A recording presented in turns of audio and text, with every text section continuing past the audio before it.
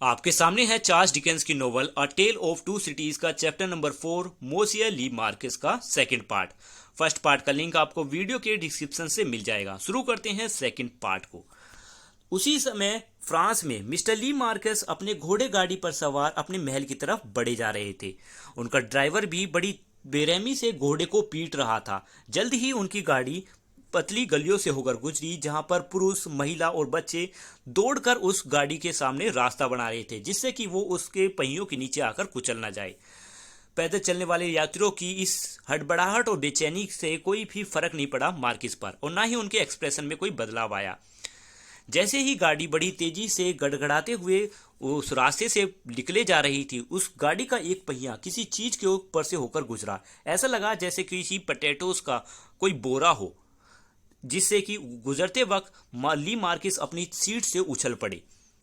एक जोरदार लोगों की चिल्लाने की आवाज आई सड़कों से, और वो घोड़ा गाड़ी वहीं पर रुक गई। मार्किस अपनी गाड़ी से झांककर, एक विंडो से झांककर देखते हैं गुस्से से कि आखिर अब क्या गलत हो गया, क्या बुरा हुआ है।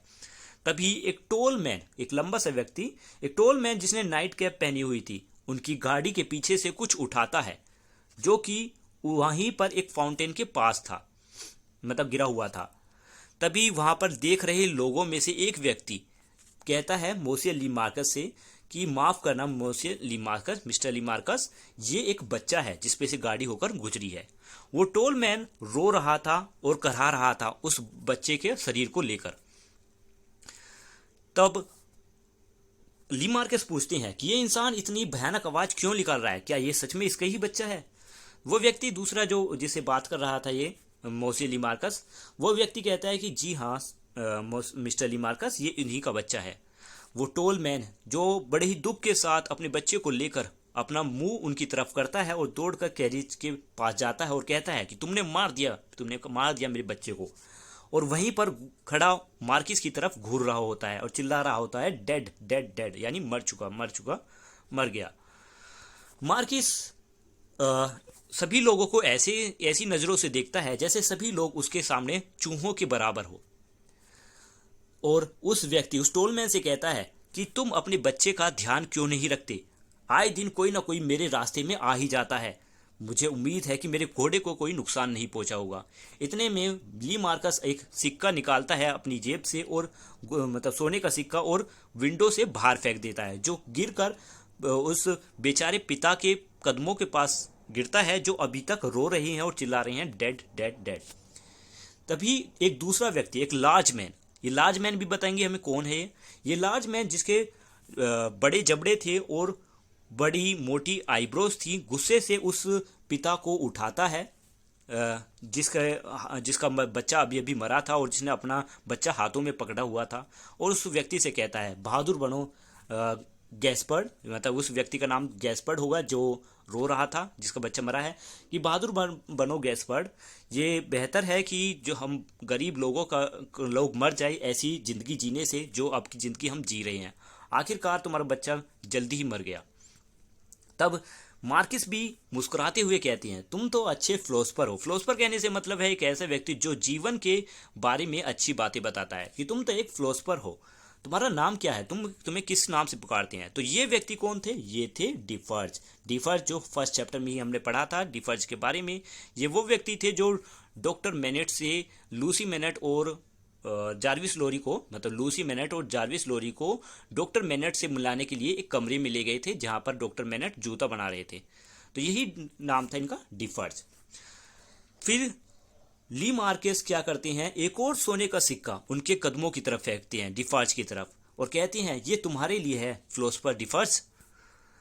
तभी वो व्यक्ति यानी ली मार्केस एक ऐसे व्यक्ति की तरह जिसने शायद किसी साधारण चीज को तोड़ दिया हो और फिर दुकानदार को उसका भुगतान करके जा रहा हो, बिल्कुल ऐसे ही वो ऐसे लगा जैसे कि उसने कुछ साधारण सी चीज तोड़ी है और फिर वो अपनी सीट पर बैठ गया और उसने जैसे भुगतान कर दिया हो इस चीज का अपनी बीट सीट पर बैठकर। और जैसे ही वो जाने लगा, किसी ने वही सिक्का, जो सोने का सिक्का उसके कदमों के उसने डिफाज के कदमों के पास फेंका था, वही सिक्का उसने किसी ने गाड़ी की तरफ फेंका, जो ली मार्किस के कदमों के पास आकर गिर पड़ा। ली मार्किस ने कहा घोड़े को रोको। किसने फेंका ये? मार्किस एक नज़र गाड़ी की खिड़की से बाहर निकाल कर देखते हैं जहां पर डिफर्ज खड़ा हुआ था, और कहते हैं कि कौन वो दुष्ट था जिसने ये किया, कौन वो दुष्ट है जिसने ये सोने का सिक्का फेंका, वो तो मेरे पहिए के नीचे कुचलने के लायक है। किसी की हिम्मत नहीं थी कि वो नज़र उठाकर ली मार्किस की तरफ देख सके। वो बिल्कुल शांत खड़े हुए थे और अपने सिर झुकाया हुआ था उन्होंने। एक ही इंसान था जिसने बड़ी दृढ़ता से उनकी तरफ देख रहा था, मतलब एक दृढ़ता से उनकी तरफ देख रहा था। तो कौन था वो? नेक्स्ट पेज पे आते हैं।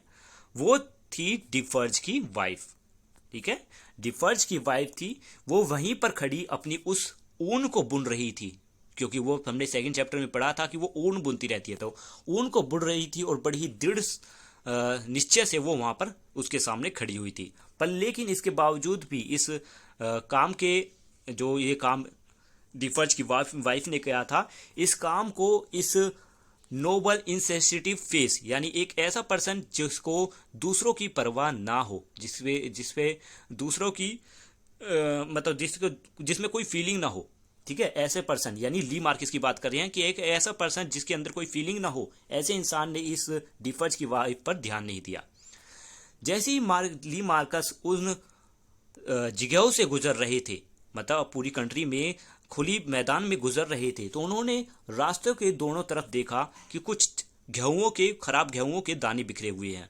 जल्द ही वो एक गरीब से गांव में पहुंच गए जहां पर बेकार सी सड़कें थी, एक सराय था, मतलब एक होटल था, मतलब रुकने की एक जगह थी। लोग वहां पर झुके हुए दिख रहे थे, यानी उनका शरीर झुका हुआ था। वो बड़ी ही भूखे थे क्योंकि उनसे बहुत ज़्यादा काम कराया जाता था और खाने के लिए कम खाना दिया जाता था। वो बहुत ही कम कमाते थे और जितना भी कमाते थे वो टैक्सेस में, यानी टैक्स में चलाया जाया करता था। जैसे उन्हें टैक्स देना पड़ता था, स्टेट के लिए टैक्स, लॉर्ड के लिए टैक्स, चर्च के लिए टैक्स देना पड़ता था, लोकल टैक्सेस देने पड़ते थे, जनरल टैक्सेस देने पड़ते थे। ऐसा लग रहा था उन्हें देखकर जैसे उनकी ज़िंदगी में सिर्फ एक ही लक्ष्य है, टैक्स का भुगतान करना और फिर गरीबी, पूरी ज़िंदगी गरीबी में बिता देना। अब पूरे गांव के आधे रास्ते तक जाने पर मार्किस ने ध्यान दिया कि एक वर्कमैन, यानी एक काम कर रहा व्यक्ति, बड़ी ही ध्यान से उनकी गाड़ी की तरफ देख रहा है। तो ली मार्किस अपनी गाड़ी को रोकने के लिए कहते हैं और पूछते हैं उस व्यक्ति से कि तुम मेरी गाड़ी की तरफ क्यों देख रहे हो, तुम देखना क्या चाहते हो? तो वो व्यक्ति कहता है कि एक इंसान, मतलब मेरे मालिक, एक इंसान आपकी गाड़ी से लटक रहा था। उसने पूछा कि कौन है वो? उस व्यक्ति ने जवाब दिया कि मैं नहीं जानता मेरे मालिक कि वो कौन था जो लटका हुआ था, क्योंकि वो धूल से सना हुआ था, मैं उसको देख नहीं पाया और वो आपकी गाड़ी से नीचे कूदकर जंगलों में पहुंच गया। अब ली मार्केस एम गैबिली को बुलाते हैं, एम गैबिली के लिए बोलते हैं कि एम गैबिली कौन है? एम गैबिली एक पोस्टमैन है उस गांव के, एक टैक्स कलेक्टर है, यानी टैक्स भी कलेक्ट करते हैं, और पुलिसमैन भी है, यानी तीनों काम ये एक ही व्यक्ति करता है, ये गांव का एक व्यक्ति है। तो ये कहते हैं एम गैबिली, जो पोस्टमैन, टैक्स कलेक्टर और पुलिसमैन भी है इस गांव के, वो इस अजनबी को जानते होंगे। चलिए अब मार्किस क्या करते हैं, एम गैबिली को बुलावा देते हैं। एम गैबिली वहां पर आता है और एम गैबिली से वो कहते हैं, एम गैबिली उस इंसान को ढूंढो और उसको अरेस्ट करो। गैबिली अपना सिर बड़े ही रिस्पेक्ट के साथ हिलाता है कि ठीक है मैं करूंगा और मैं अपनी तरफ से पूरी कोशिश करूंगा। मतलब कौन कह रहा है? एम गैबिली कह रहा है। फिर आगे क्या होता है कि जैसे ही रात हो जाती है, मार्किस अपने उस महल पर पहुंच जाते हैं। महल पर जाकर वो अपने नेफ्यू, अपने भतीजे के आने के बारे में पूछते हैं कि क्या उनका भतीजा महल में आ चुका है। तब बटलर यानी नौकर जवाब देते हैं कि अभी तक उनका भतीजा यहाँ नहीं आया है। अब खाने के समय, यहाँ पे सफर का मतलब है खाने के समय, ये नोबल मैन यानी मार्किस उस बारे में सोच रहे हैं जो आज के दिन इनके साथ घटना घटी है।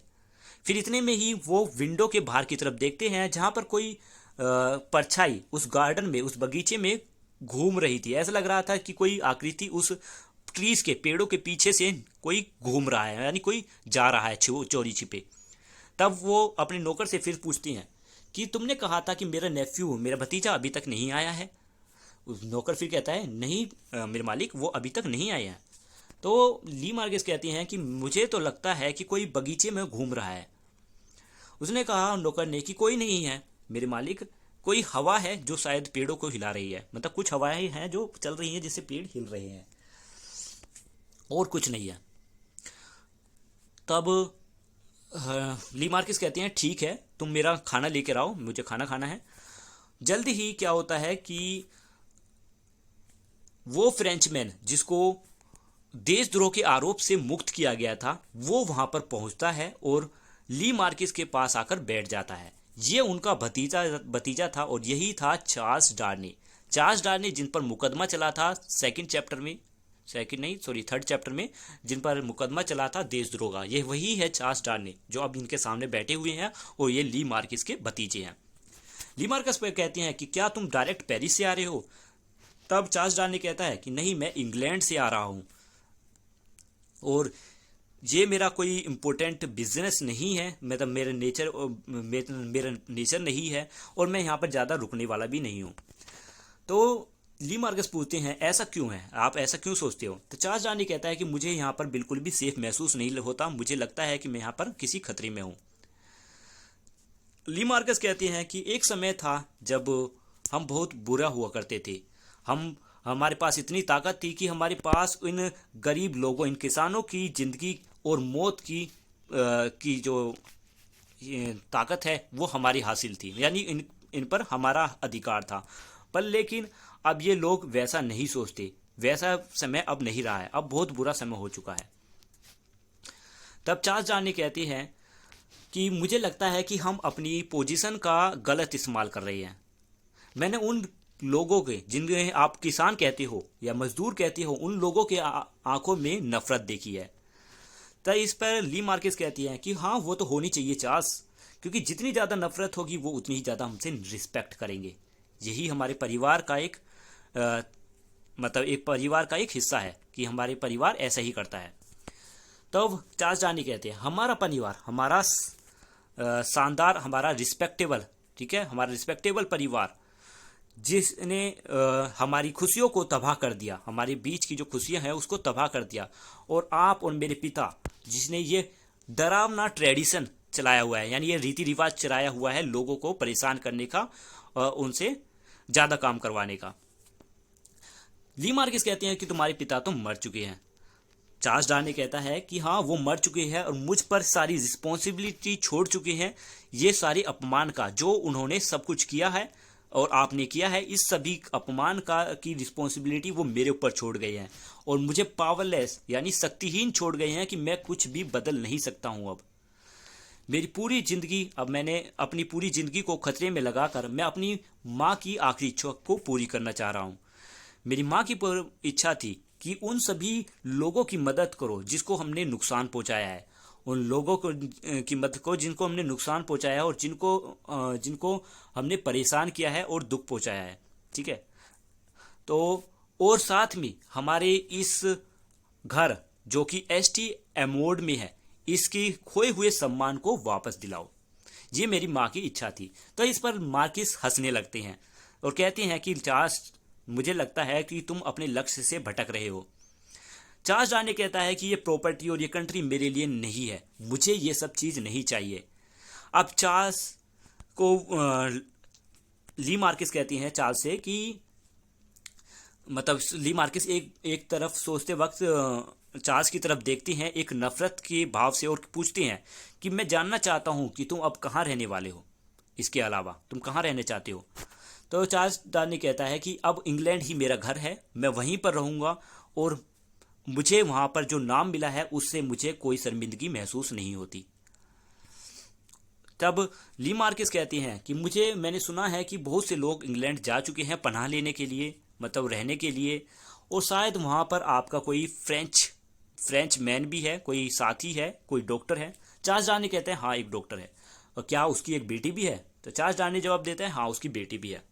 अब ली मार्किस अपनी चेयर से, अपनी कुर्सी से उठ जाती हैं और फिर चार्ल्स से कहती हैं कि चार्ल्स, मुझे लगता है कि अब तुम थक चुके हो और अच्छा हुआ अब तुम सोने के लिए चले जाओ और गुड नाइट।